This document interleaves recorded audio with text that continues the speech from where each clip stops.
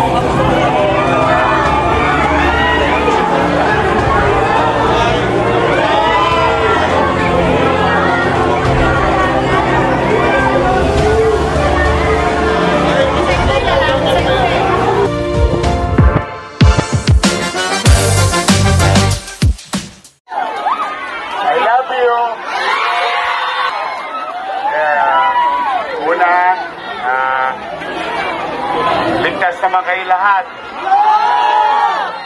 Salamat sa Diyos.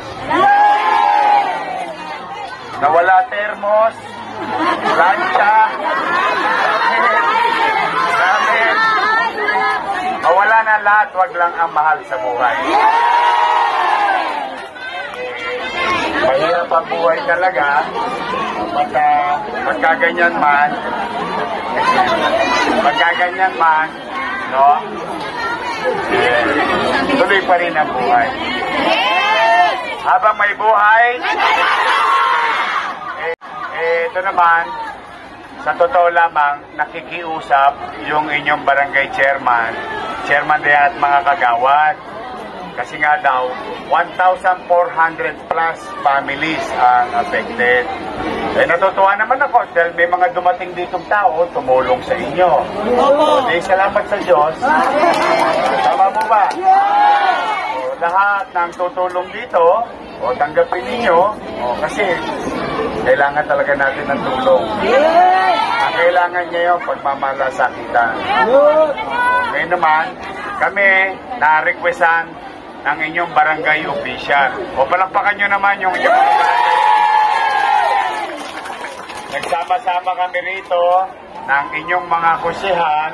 Ayan dyan, si Che Borromeo, si Atienza,